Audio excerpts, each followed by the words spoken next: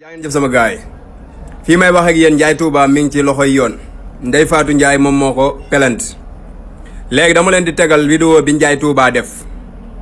vidéo bi Ndiaye Touba tudd ci turu Ndeye Fatou Ndiaye beneen bi mooy Ndeye Fatou Ndiaye dong nekkul ci plateau bi te Ndiaye Touba dani bolom silib bu rëy bi te moom dong du jigéen ci plateau boobu noonu kon Ndeye Fatou Ndiaye naka la mën a waxee ni moom la ñuy waxal ba muy plainte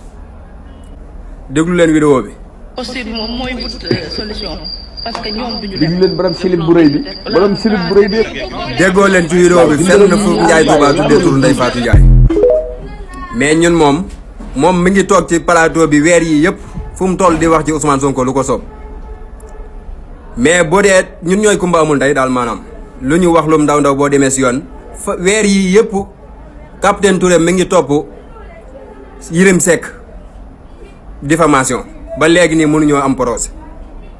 mais boo dee Pastef booyu Pastef moom boo demee daal ñu sëkkatoo jël daal sànni ci biir kaso bi ci koo xam ne chaque jour ci Ousmane Sonko ak Adji Sarr viol ci baatu ci yooyu lay xëy di ci gont ci man réew la ñu nekk.